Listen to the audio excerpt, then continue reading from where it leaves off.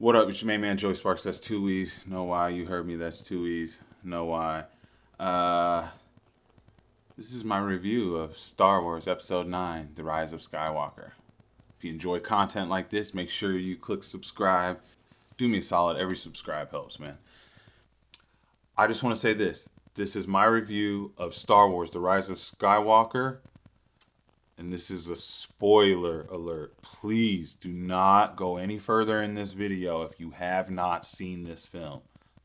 If you haven't seen this film, press pause, go watch it, and then come back. I'll be right here waiting for you. Where do I begin? First, I guess I should give background on myself. 40 years old. I grew up with Star Wars, fan from the original trilogies, and now I'm here. What the F, bro? Dang. Yeah, I'm an easy sell when it comes to movies. Like, I'm super easy sell when it comes to movies. And this did not do it. I mean, plot holes. Just, I don't know how you didn't go, we're going to make a new trilogy and not have the overall story arc planned, ready to go right away. Instead, they just, you tell us what you think a little bit. No, you like it. No, the fans didn't like that. Ooh, let's try and fix that for the finance. Like, this was the end of my saga. This is what it was. And I'm an easy sell when it comes to movies. Ask anybody who knows me. I'm an easy sell. I'm critical, but I'm an easy sell. And this was, it was good. Yes. Was it all bad? No. There was great visuals. Some of the sound design was super dope. The storyline was what hurt me. I felt like the majority of it was following story to area to connect dots to finally get to something that just didn't pay off for me. And I didn't want my first movie review to go like this. Like, I wanted to be super happy about it, but here we are. I'm the next day, can't focus, can't even do none of my video edits because I'm just distraught. I just wanted more. And if they put out something else, why watch? Of course. I'm a fanboy for that.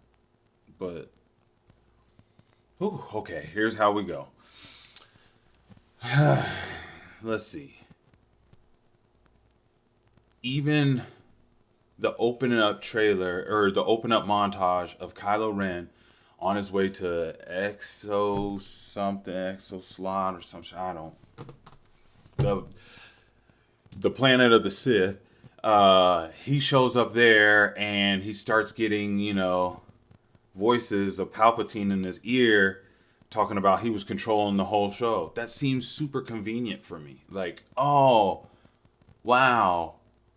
Snoke had nothing to do with it. It was Palpatine creating through that. Palpatine was his voice. Oh, and Vader's voice too. Any Vader's voice that Kylo heard, that was Palpatine as well. And Ben, foolishly wanting to go to there and wanting to take him down when he's so boldly, like, ready to do it. I just wasn't sold on that. And it was a quick montage. It was like, fight, fight, fight. I'm here. This is what I'm looking for. Oh, here's the, God, I forgot what they called them. The little diamond things that they needed to find the Sith planet. It's just, once again, really quick, and a lot of story trying to tell me in quick, fast motion. And then it just seemed like the rest of the film was, Rey and crew running somewhere and Kylo just showing up everywhere they're at because they can do the Force Skyping and shit like that. And that, to myself, is like, I understand y'all want to show that the Force has grown with these two, or that they're super powerful in it, so you're going to show us new things that we haven't seen on film that the Force can do. Even the setup, spoiler alert, if you were made it this far, I'm gonna re-say spoiler later. Make sure if you got this far, spoiler. Spoiler alert, do not go any further if you have not seen this film.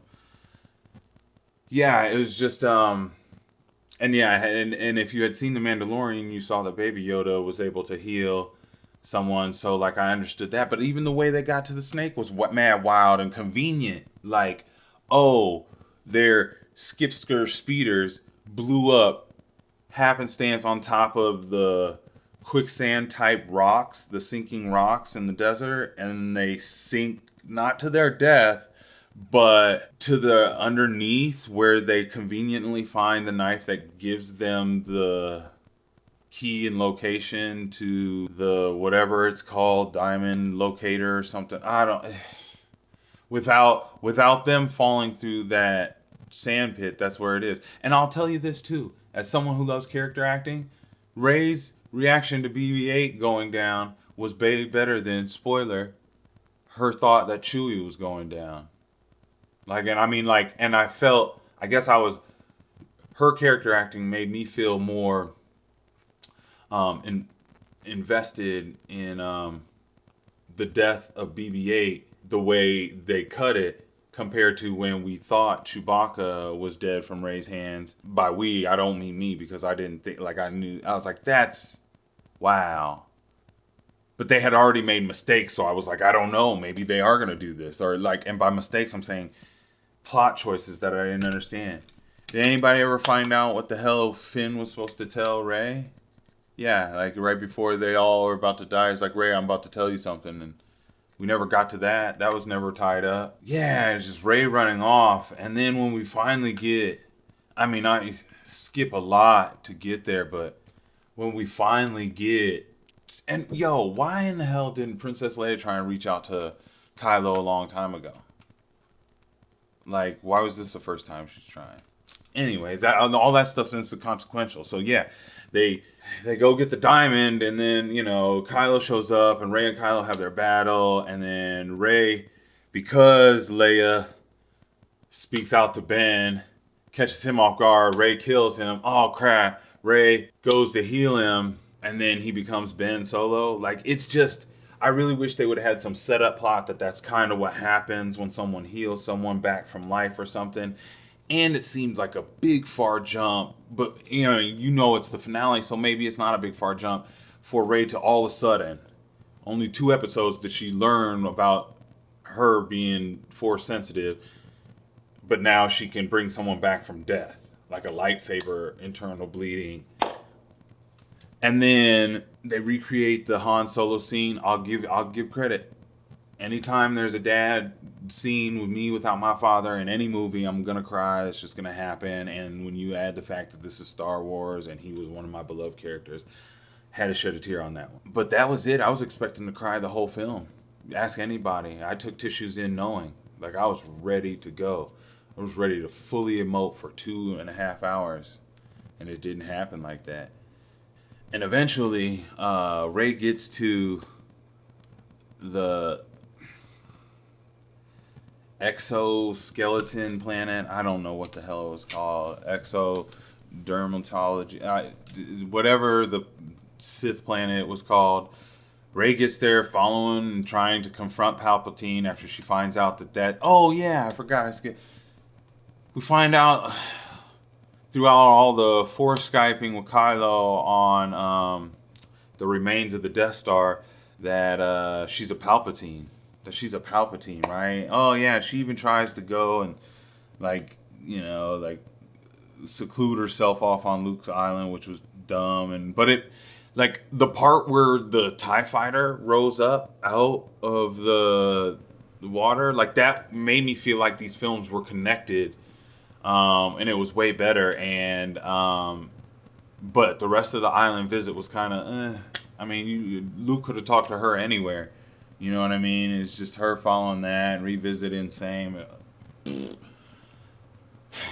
So she finds out she's a Palpatine granddaughter, which is weird because it's Vader, Luke, that's father, that's son. Now we're talking Palpatine's her granddad, but the whole thing was like, who's her parents? And then all of a sudden it's like, fuck who her parents were. Her parents were good Samaritans trying to hide her from who we should have been concerned with was her granddad. Well, why didn't you make me concerned about her granddad previously. Yeah, that just didn't quite curl over for me. But she goes to chase him down and confront him, I guess, i.e., reminiscent Luke going to confront Vader. And out of nowhere, it's ceremonial. Where the hell did all these other hooded figures come from? Is this spiritual hooded figures from Sith years of Sith past?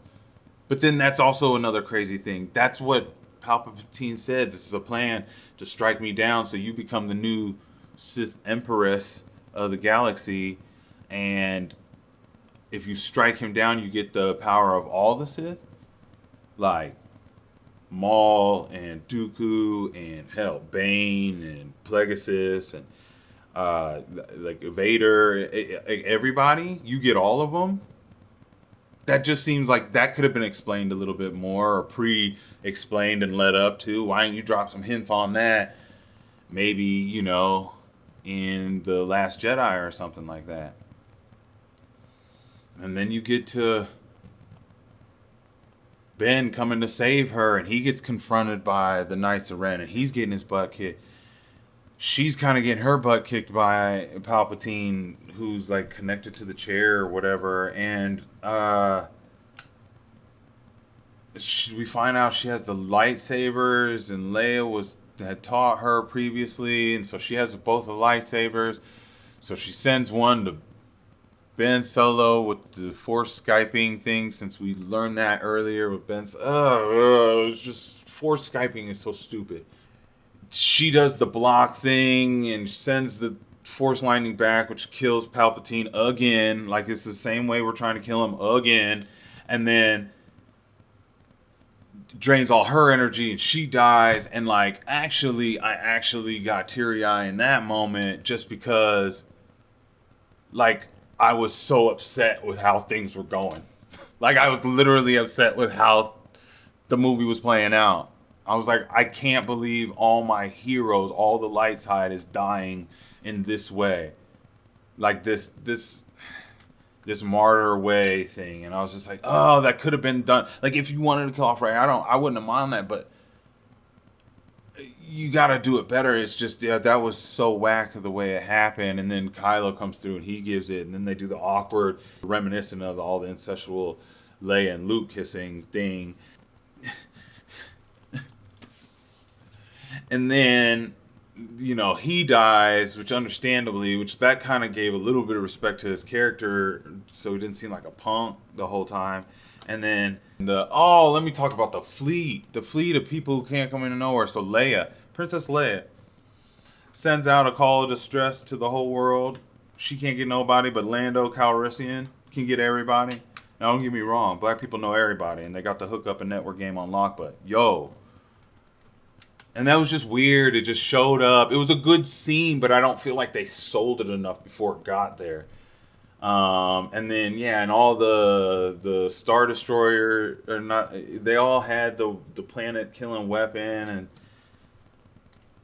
it just didn't do it for me. Now, I read some books thereafter, and there was, theory of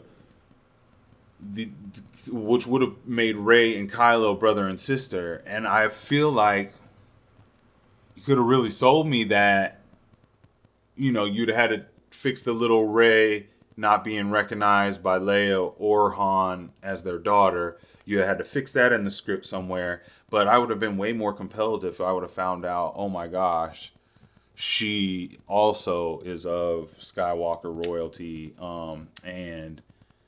and that creates the tandem, because that makes more, I don't know, to me, it's better than grandfather and granddaughter fight. What grandfather fucking hates his granddaughter? Like that's so weird. And then, if you would have did that, that could have been, to me, that could have been somewhere where it's at, but you still had to come up with a better bad guy than Palpatine, like at the last minute. And that's why I think, I didn't hear any of the leaks or anything. I heard about the leaks after I watched the films, because I was staying away from all plot. I wanted to go into it totally, slate clean, except for the prior film, which I might add is not even that bad now. Just wasn't happy. There's so many other things could have been done, like could have went well, and I think maybe partly I was expecting Endgame,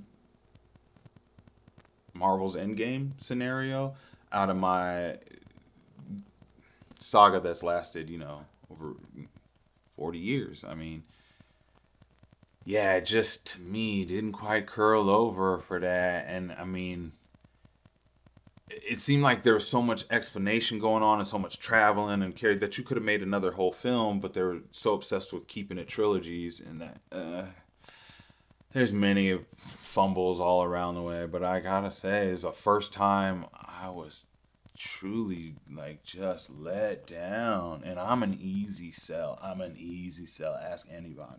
Ask anybody. Lily pads on Rivers of Happiness, that's all I really need, and you got me sold. And this was just, I'm gonna give it another watch. I'm gonna see what I like, but man, anyways,